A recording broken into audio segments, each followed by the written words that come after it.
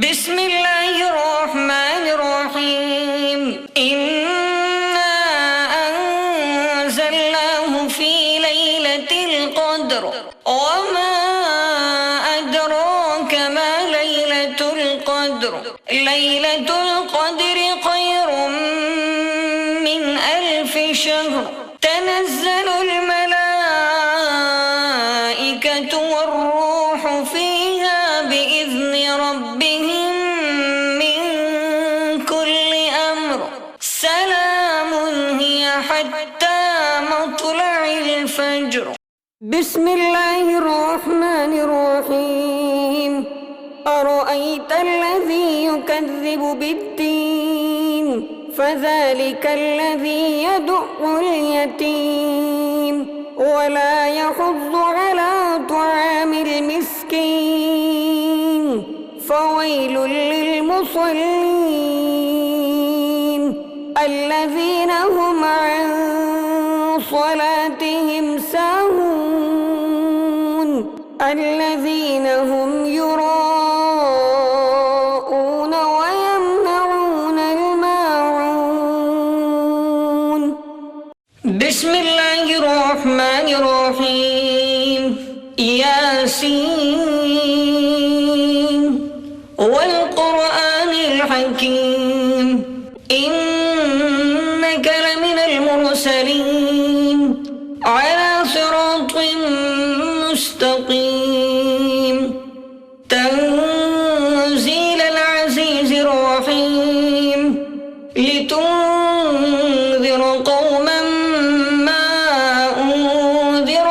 آباؤهم فهم غافلون. لقد حق القول على أكثرهم فهم لا يؤمنون. إنا جعلنا في أعناقهم أغلالا فهي إلى الأذقان فهم مقمحون. وجعلنا من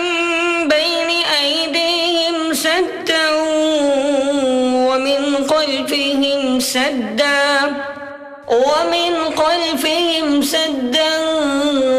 فأغشيناهم فهم لا يبصرون. وسواء عليهم أأنذرتهم أم لم تنذرهم لا يؤمنون. إنما تنذر من اتبع الذكر وخشي الرحمن بالغيب فبشره بمغفرة وأجر كريم.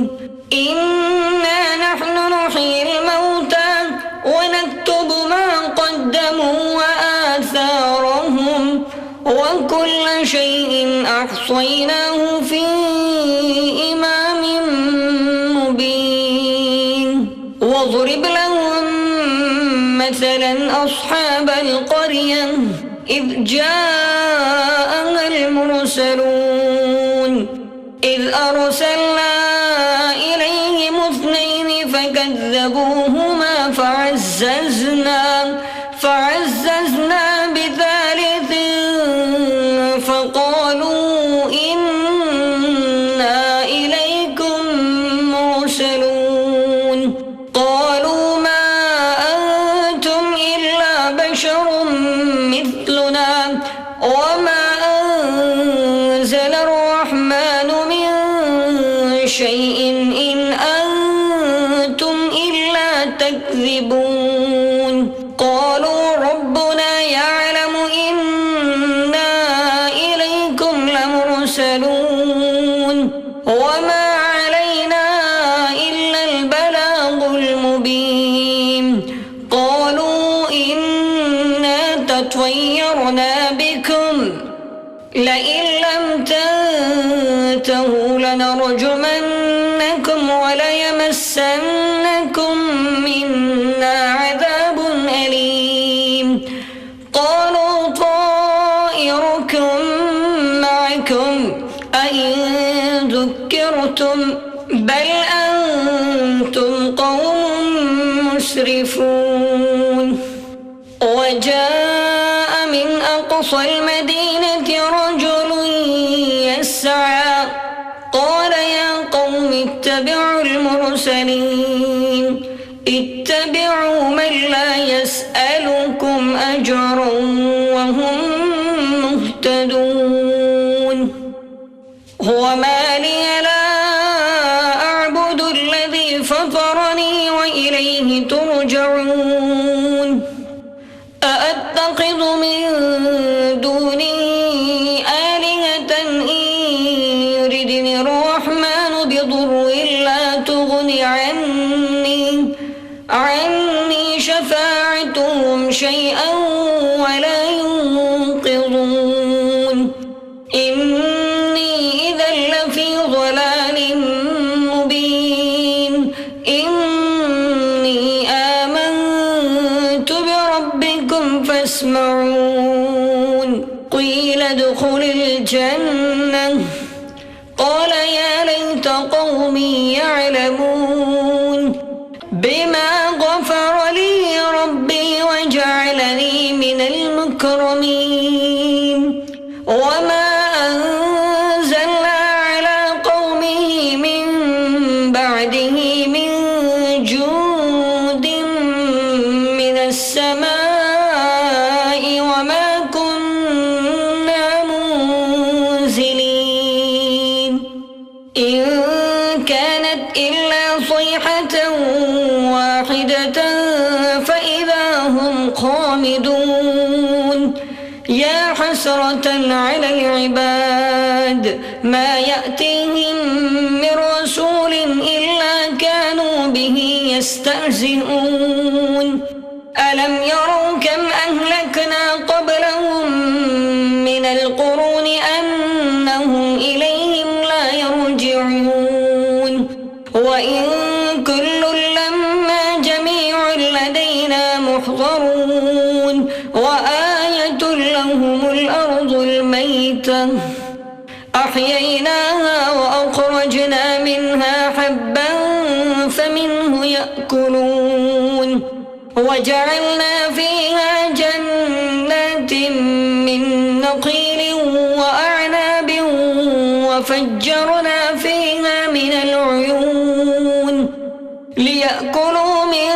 ثمره وما عملته أيديهم أفلا يشكرون سبحان الذي خلق الأزواج كلها مما تنبت الأرض ومن أنفسهم ومما لا يعلمون وآية لهم الليل نسلق منه النهار فإذا هم مظلمون والشمس تجري لمستقر لها ذلك تقدير العزيز العليم والقمر قدرناه منازل حتى عاد كالعرجون القديم لا الشمس ينبغي لها أن تدرك القمر ولا الليل سابق النهار وكل في فلك يسبحون وآية لهم أنا حملنا ذريتهم في الفلك المشحون وخلقنا لهم من مثله ما يركبون وإن نشأ نغرقهم فلا صريخ لهم ولا هم ينقذون إلا رحمة منا ومتاعا إلى حين وإذا قيل لهم اتقوا ما بين أيديكم وما خلفكم لعلكم ترحمون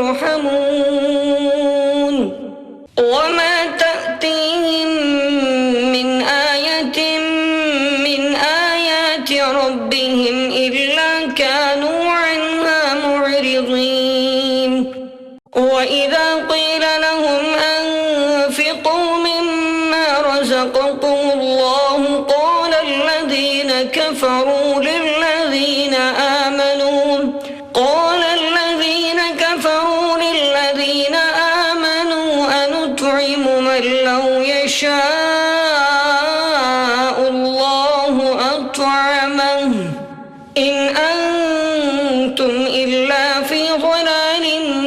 مبين ويقولون متى هذا الوعد إن كنتم صادقين ما ينظرون إلا صيحة واحدة تأخذهم وهم يخصمون فلا يستطيعون توصية ولا إلى أهلهم يرجعون ونفخ في الصور فإذا هم من الأجداث إلى ربهم ينسلون قالوا يا ويلنا من بعثنا من مرقدنا هذا ما بعد الرحمن وصدق المرسلون إن كانت إلا صيحة واحدة فإذا هم جميع لدينا محضرون فاليوم لا تظلم نفس شيئا ولا تجزون إلا ما كنتم تعملون إن أصحاب الجنة اليوم في شغل فاكهون هم وأزواجهم في ظلال على الأرائك متكئون لهم فيها فاكهة ولهم ما يدعون سلام قولا من رب رحيم وامتازوا اليوم أيها المجرمون ألم أعهد إليكم يا بني آدم ألا تعبدوا الشيطان إنه لكم عدو مبين وأن اعبدوني هذا صراط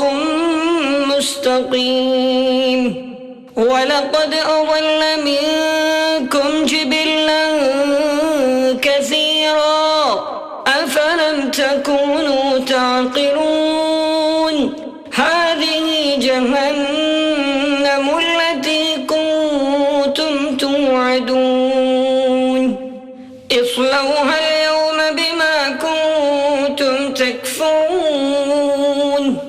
اليوم نختم على أفواههم وتكلمنا أيديهم وتشهد أرجلهم بما كانوا يكسبون ولو نشاء لطمسنا على أعينهم فاستبقوا الصراط فأنى يبصرون ولو نشاء لمسخناهم على مكانتهم فما استطاعوا مضيا ولا يرجعون ومن نعمره ننكسه في الخلق أفلا يعقلون وما علمناه الشعر وما ينبغي له إن هو إلا ذكر وقرآن مبين لينذر من كان حيا ويحق القول على الكافرين أولم يروا أنا خلقنا لهم مما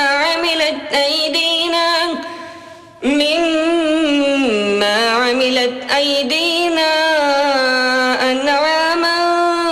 فهم لها مالكون وظللناها لهم فمنها ركوبهم ومنها يأكلون ولهم فيها منافع ومشارب أفلا يشكرون واتخذوا من دون الله آلهة لعلهم ينصرون لا يستطيعون نصرهم وهم لهم جند محضرون فلا يحزنك قولهم إنا نعلم ما يسرون وما يعلنون أولم ير الإنسان أنا خلقناه من نطفة فإذا هو خصيم مبين وضرب لنا مثلا ونسي خلقه قال من يحيي العظام وهي رميم قل يحييها الذي أنشأها أول مرة وهو بكل خلق عليم الذي جعل لكم من الشجر الأخضر نارا فإذا أنتم منه توقظون أوليس الذي خلق السماوات والأرض بقادر على أن يخلق مثلهم بلى وهو الخلاق العليم إنما أمره إذا أراد شيئا أن يقول له كن فيكون فسبحان الذي بيده ملكوت كل شيء وإليه ترجعون.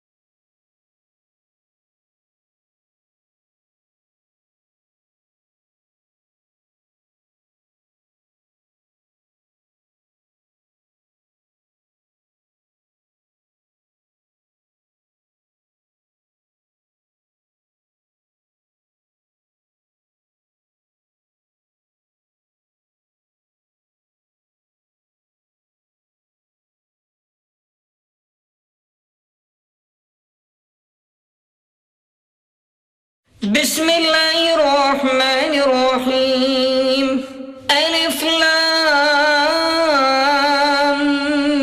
ميم ذلك الكتاب لا ريب فيه هدى للمتقين الذين يؤمنون بالغيب ويقيمون الصلاة ومما رزقناهم ينفقون والذين يؤمنون بما أنزل إليك وما أنزل من قبلك وبالآخرة هم يوقنون أولئك على هدى من ربهم وأولئك هم المفلحون إن الذين كفروا سواء عليهم أأنذرتهم أم لم تنذرهم لا يؤمنون ختم الله على قلوبهم وعلى سمعهم وعلى أبصارهم غشاوة ولهم عذاب عظيم لله ما في السماوات وما في الأرض وإن تبدوا ما في أنفسكم أو تخفوه يحاسبكم به الله فيغفر لمن يشاء ويعذب من يشاء والله على كل شيء قدير. آمن الرسول بما أنزل إليه من ربه والمؤمنون كل آمن بالله وملائكته وكتبه ورسله لا نفرق بين أحد من رسله وقالوا سمعنا وأطعنا غفرانك ربنا وإليك المصير. لا يكلف الله نفسا إلا وسعها لها ما كسبت وعليها ما اكتسبت ربنا لا تؤاخذنا إن نسينا أو أخطأنا ربنا ولا تحمل علينا إصرا كما حملته على الذين من قبلنا ربنا ولا تحملنا ما لا طاقة لنا به واعف عنا واغفر لنا وارحمنا أنت مولانا فانصرنا على القوم الكافرين. بسم الله الرحمن الرحيم. الرحمن علم القرآن خلق الإنسان علمه البيان الشمس والقمر بحسبان والنجم والشجر يسجدان والسماء رفعها ووضع الميزان ألا تطغوا في الميزان وأقيموا الوزن بالقسط ولا تخسروا الميزان والأرض وضعها للأنام فيها فاكهة والنخل ذات الأكمام والحب ذو العصف والريحان فبأي آلاء ربكما تكذبان خلق الإنسان من صلصال كالفخار وخلق الجان من مارج من نار فبأي آلاء ربكما تكذبان رب المشرقين ورب المغربين فبأي آلاء ربكما تكذبان مرج البحرين يلتقيان بينهما برزخ لا يبغيان فبأي آلاء ربكما تكذبان يخرج منهما اللؤلؤ والمرجان فبأي آلاء ربكما تكذبان وله الجوار المنشآت في البحر كالأعلام فبأي آلاء ربكما تكذبان كل من عليها فان ويبقى وجه ربك ذو الجلال والإكرام فبأي آلاء ربكما تكذبان يسأله من في السماوات والأرض كل يوم هو في شأن فبأي آلاء ربكما تكذبان سنفرغ لكم أيها الثقلان فبأي آلاء ربكما تكذبان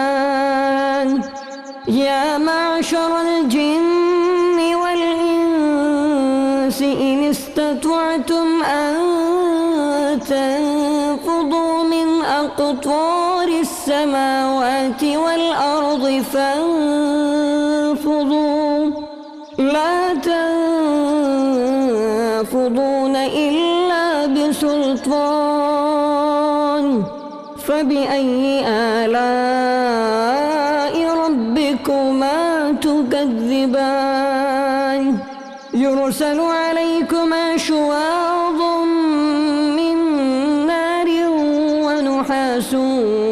فلا تنتصران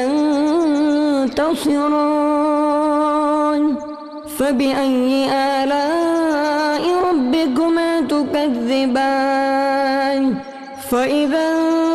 انشقت السماء فكانت وردة كالدهان فبأي آلاء ربكما تكذبان فيومئذ لا يسأل عن ذنبه إنس ولا جان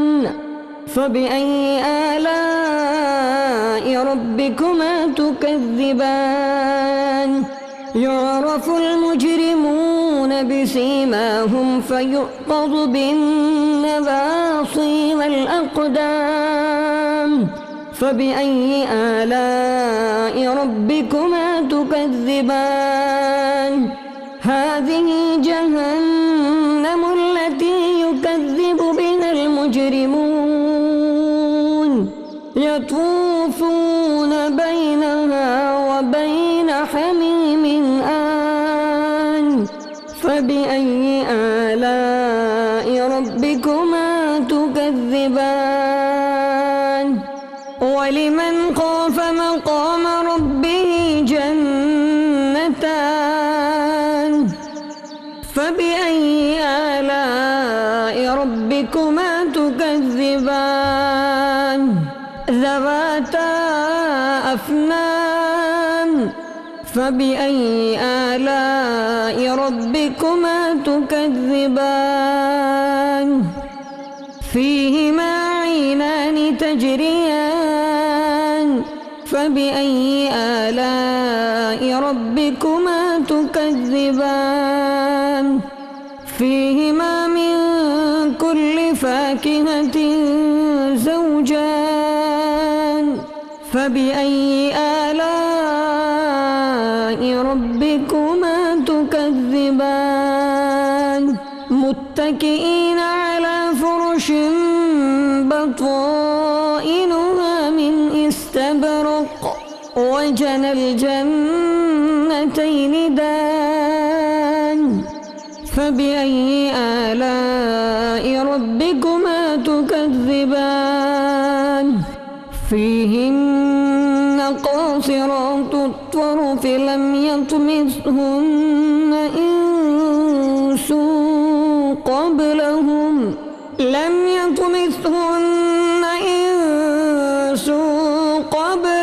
ولا جان فبأي آلاء ربكما تكذبان كأنهن الياقوت والمرجان فبأي آلاء ربكما تكذبان هل جزاء الإحسان إلا الإحسان فبأي آلاء ربكما تكذبان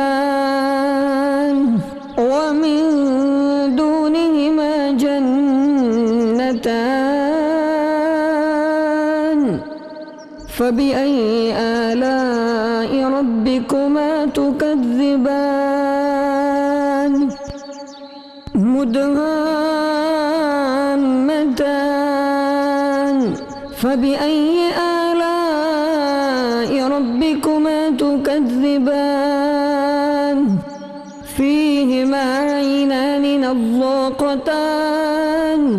فبأي آلاء ربكما تكذبان فيهما فاكهة ونخل ورمان فبأي آلاء ربكما تكذبان فيهن خيرات حسان فبأي آلاء ربكما تكذبان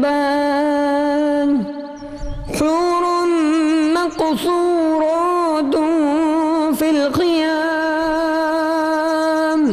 فبأي آلاء ربكما تكذبان لم يطمثهن إنس قبلهم ولا جان فبأي آلاء ربكما تكذبان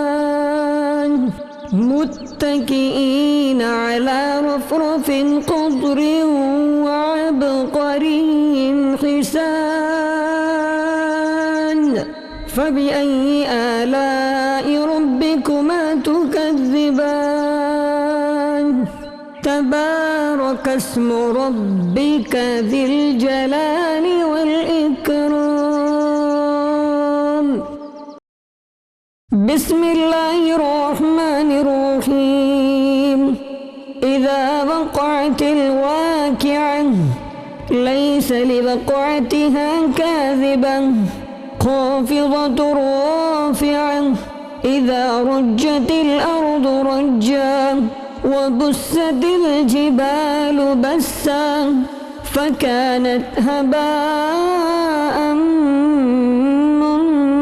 منبسا وكنتم أزواجا ثلاثا فأصحاب الميمنة ما أصحاب الميمنة وأصحاب المشأمة ما أصحاب المشأمة والسابقون السابقون أولئك المقربون في جنات النعيم ثلة من الأولين وقليل من الآخرين على سرر موضونة متكئين عليها متقابلين يطوف عليهم ولدان مخلدون بأكواب وأباريق وكأس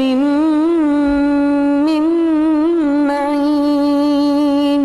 لا يصدعون عنها ولا ينزفون وفاكهة مما يتخيرون ولحم طير مما يشتهون وحور عين كأمثال اللؤلؤ المكنون جزاء بما كانوا يعملون لا يسمعون فيها لغوا ولا تأثيما إلا قيلا سلاما سلاما وأصحاب اليمين ما أصحاب اليمين في سدر مقضود وطلح منضود وظل ممدود وماء مسكوب وفاكهة كثيرة لا مقطوعة ولا ممنوعة وفرش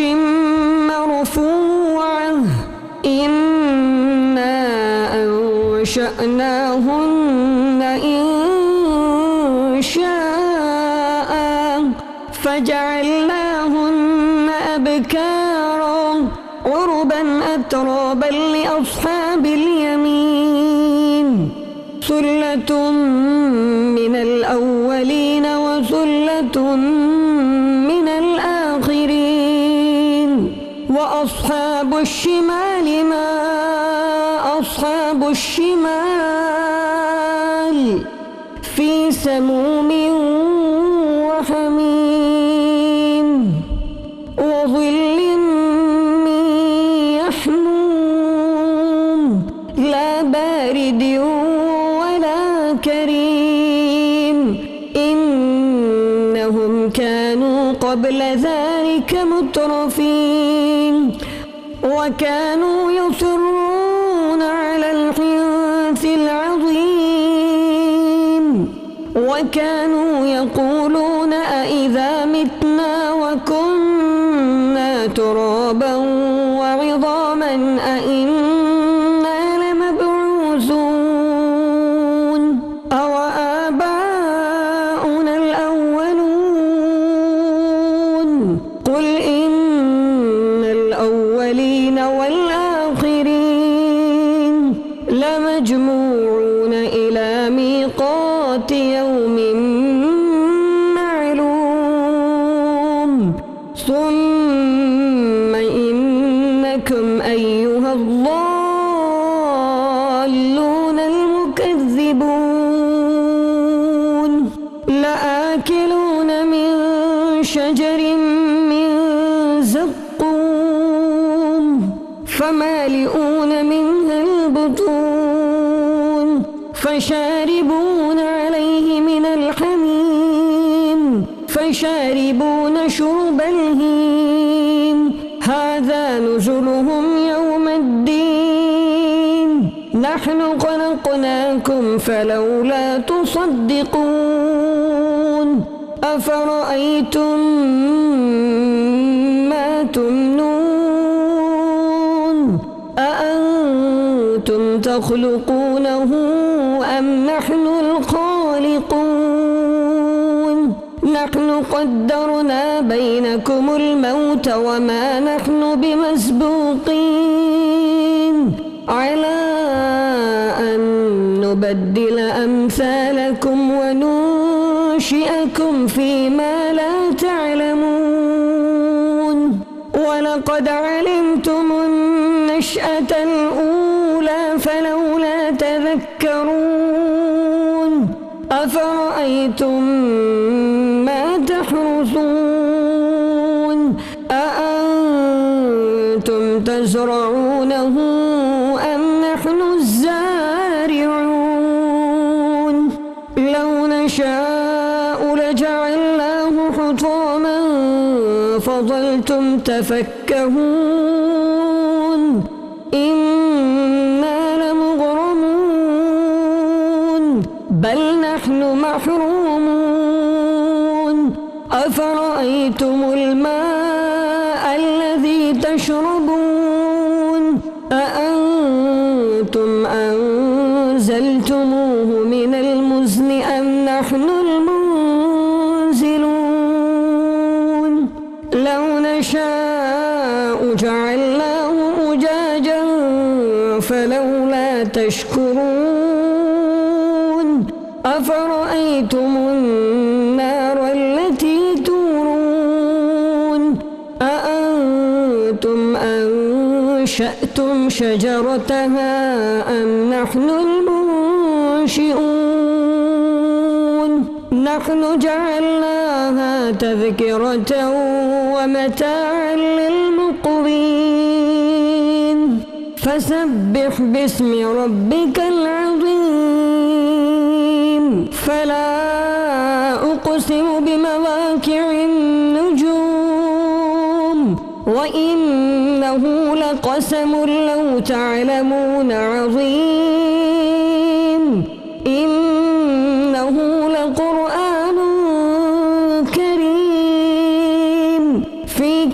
كتاب مكنون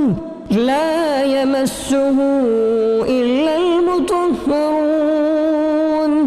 تنزيل من رب العالمين أفبهذا الحديث أنتم مدهنون وتجعلون رزقكم أنكم تكذبون فلولا إذا بلغت الحلقوم وأنتم حينئذ تنظرون ونحن أقرب إليه منكم ولكن لا تبصرون فلولا إن كنتم غير مدينين ترجعونها إن كنتم صادقين فأما إن كان من المقربين فروح وريحان وجنة نعيم وأما إن كان من أصحاب اليمين فسلام لك من أصحاب اليمين وأما إن كان من المكذبين الضالين فنزل من حميم وتصلية جحيم إن هذا لهو حق اليقين فسبح باسم ربك العظيم بسم الله الرحمن الرحيم الله لا إله إلا هو الحي القيوم لا تأخذه سنة ولا نوم له ما في السماوات وما في الأرض من ذا الذي يشفع عنده إلا بإذنه يعلم ما بين أيديهم وما خلفهم ولا يحيطون بشيء من علمه إلا بما شاء وسع كرسيه السماوات والأرض ولا يؤوده حفظهما